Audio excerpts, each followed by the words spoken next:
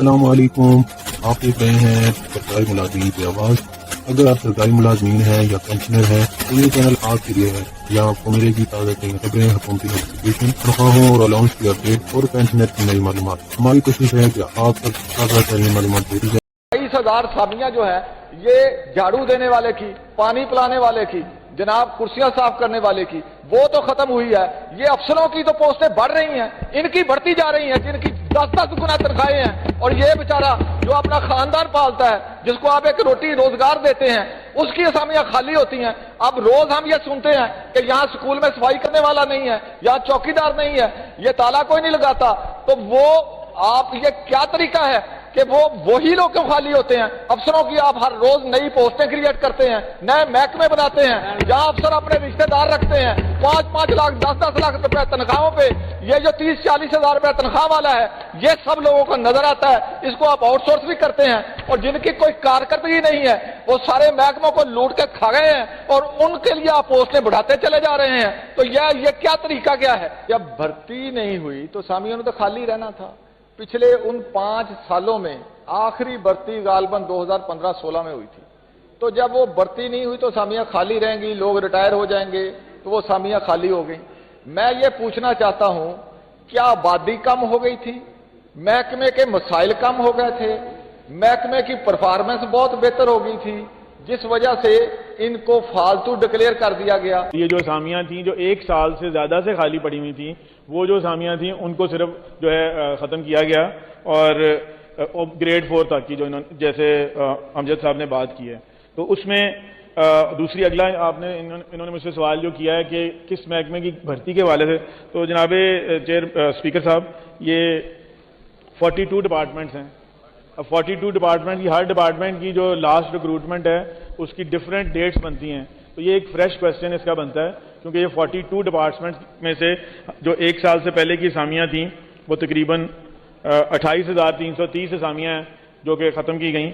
اور پھر جو گورنمنٹ کے ساتھ 2.5 لاکھ چل رہے ہیں اس کے بارے میں ہم نے بتایا ہے۔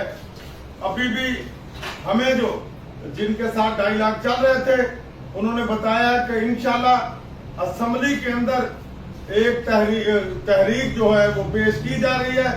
اس پر جتنے بھی ایم پی اے سے ہم نے رابطہ کیا ہے، اور میں نے پہلے بھی ضلعی صدور کو کہا تھا کہ وہ اپنے اپنے ضلع کے اندر جتنے بھی نون لیگ کے ایم پی اے ہیں ان کے ساتھ رابطہ کریں، اور جب وہ قرارداد آج شام کو یا کل پیش ہو رہی ہے اس پر وہ اپنی رائے کا اظہار کریں اور ملازمین کے حق میں اپنے خیالات کا اظہار کریں، تاکہ گورنمنٹ کو ہماری بات سمجھنے میں کہ ہمارے جو مطالبات ہیں انتہائی جائز ہیں۔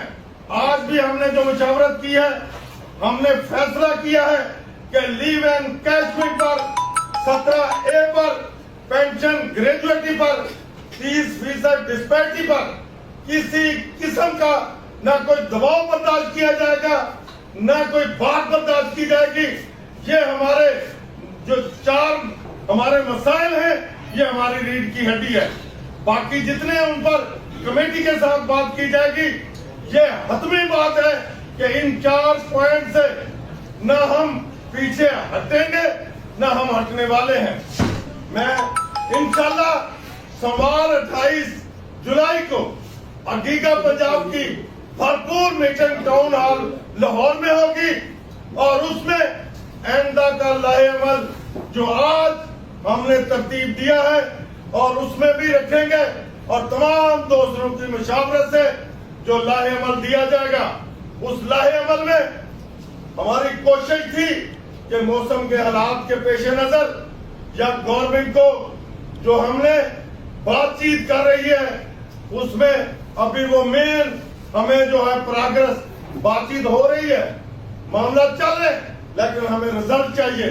وہ رزلٹ ابھی تک ہمیں نہیں مل رہے جس طرح ہم چاہتے ہیں، تو اس کے لیے ہم سوموار کو 28 جولائی کو انشاءاللہ آئندہ کا ایک لائحہ عمل دیں گے جو پورے پنجاب کے اندر ہم لاگو کریں گے، اور اس وقت تک جو لائحہ عمل جو ہم دیں گے، جو ہم تحریک چلائیں گے وہ تحریک چلتی رہے گی جب تک یہ 4 پوائنٹ ہمارے حق میں نہیں ہو جاتے۔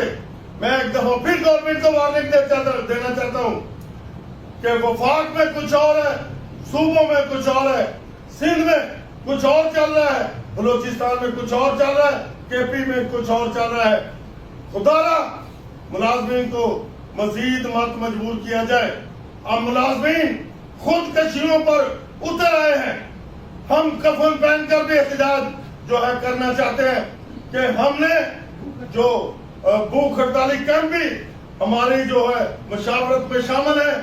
इसी तरह और बहुत सारे ऐसे पॉइंट हैं जो कि इंशाल्लाह गवर्नमेंट को घुटने टेकने पर मजबूर कर देंगे। और ये हमारा राइट है लीव एनकैशमेंट, ये हमारा राइट है, खतराए रेगुलर है, उनके साथ छेड़खानी ना की जाए। नए भर्ती आप जो क़वायद व ज़ाबित कहें उसके मुताबिक किए जाएं। हमने आज भी तहैया किया है, इंशाल्लाह सवार को मजीद तहैया करके लाहे अमल देंगे कि हमने इन 4 पॉइंट से न पीछे हटना है न हटेंगे। हम इंशाल्लाह हर हालत में मुलाजमीन की झोली में ये 4 चीजें लेकर डालेंगे। उसके अलावा भी हमारे बहुत से इंडिविजुअल मसाइल भी हैं जो हल होने वाले हैं। मिनिस्टर एजुकेशन ने जो बयान जारी किया था क्लेरिकल स्टाफ के बारे में या हमारे टीचर साहबान के बारे में या यूनियन के बारे में, हम उनकी पुरजोर मजम्मत आज भी की है कि ऐसा हालात पैदा कर दिए गए हैं। आज आप देखें कि मेरे अस्पताल में मरीजों को पंखे खुद लेकर आना पड़ते हैं। जो स्कूल आउटसोर्स किए हैं उनके अंदर न तादाद है न स्कूल है, और वो स्कूल आगे से आगे बेचे जा रहे हैं।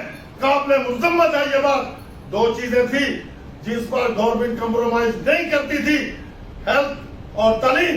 इस गवर्नमेंट ने हेल्थ पर भी और जो है महकमा तालीम पर भी माफिया के सामने सर झुका लिया है। ये हम सरनगून नहीं होने देंगे। इन अदारों को हमने बचाना है, तहफ़्फ़ुज़ करना है। इन्हीं अदारों की वजह से पंजाब मजबूत है। और